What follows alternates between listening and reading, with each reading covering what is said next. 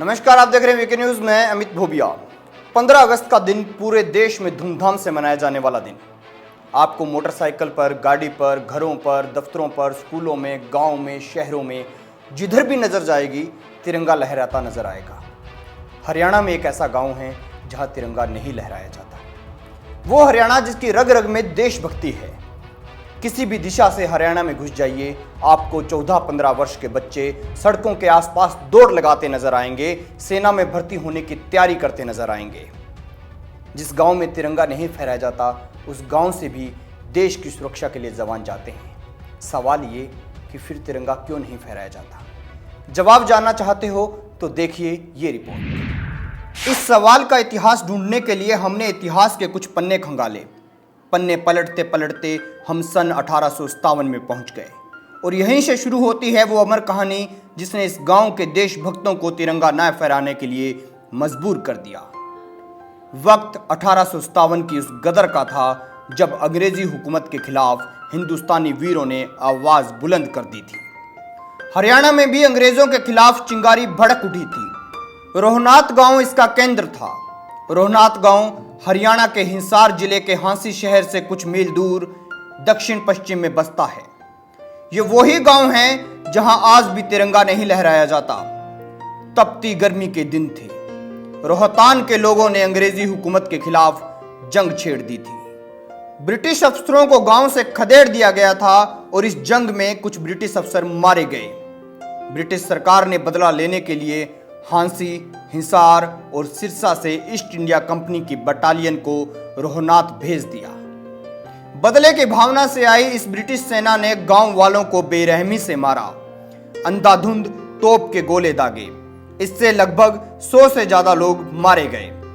रोहनाथ ही नहीं बल्कि इसके आसपास के गांव पर भी गोले दागे गए और वे गांव भी उड़ा दिए गए। बच्चे, बूढ़े, महिलाएं गांव को छोड़ने पर मजबूर हो गए। कुछ लोगों को गिरफ्तार किया गया और उन्हें पेड़ पर लटकाकर फांसी दे दी गई। आज भी वो पेड़ जिंदा है। आज भी इस पेड़ को उस खून खराबे का गवाह मानने के साथ साथ बहुत पवित्र भी माना जाता है।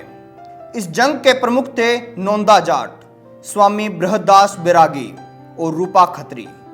अंग्रेजी हुकूमत के खिलाफ लड़ने वाले कुछ बागी सैनिक भी थे जिन्होंने 1857 की गदर के दौरान अंग्रेजों की गुलामी ना करने की कसम खाते हुए ब्रिटिश सेना को त्याग दिया था और आजादी की जंग लड़ने लगे थे। इस गांव से जिन बागियों को पकड़ा गया उन्हें हांसी शहर लाकर सड़क पर रोड रोलर के नीचे कुचल दिया गया। बाद में सड़क का नाम लाल सड़क रखा गया क्योंकि कुचले गए लोगों के खून से ये सड़क लाल हो गई थी। रोहनाथ गांव सुनसान हो गया था और कई सालों तक यहां कोई नहीं आया। अब जो लोग बचे थे वो कुछ सालों बाद वापस आए तो पता चला कि ब्रिटिश सरकार ने सभी की जमीनें नीलाम कर दी हैं। अब ये लोग अपनी ही जमीनों पर मजदूरी करने लगे। किसान अब मजदूर हो गए। किसानों ने जमीनें वापस मांगी, नहीं मिली। अंग्रेजों से इसकी उम्मीद भी नहीं थी। भारत आजाद हुआ लेकिन यह गांव अभी आधा ही आजाद हुआ था। इन्हें पुरखों की वो जमीनें अभी आजाद करवानी थी जो अभी तक भी गुलाम थीं। लोगों ने तिरंगा नहीं फहराया और आज 2019 है, अब तक भी इस गांव में तिरंगा नहीं फहरता। आजाद भारत में इन किसानों ने सरकार से अपनी जमीनें वापस मांगी। सरकार ने आश्वासन दिया, बस आश्वासन और कुछ नहीं। 1997 में प्रताप सिंह कैरो मुख्यमंत्री थे। तब 1857 की 100वीं वर्षगांठ मनाने के लिए प्रस्ताव रखा गया। उस समय यह प्रस्ताव रखा गया कि रोहनाथ की जमीनों के बदले हिसार के जंगल की जमीनें इन गांव के लोगों को दी जाएंगी। रोहनाथ शहीद कमेटी 15 नवंबर 1971 को इंदिरा गांधी से मिलने गई। इंदिरा गांधी ने इस मसले पर आश्वासन दिया लेकिन भारत पाकिस्तान के युद्ध शुरू होने के बाद यह मसला फाइलों में दब कर रह गया। रोहनाथ के पूर्व सरपंच चौधरी अमीर सिंह बोरा ने 1857 की कहानी अपने दादा से सुनी थी।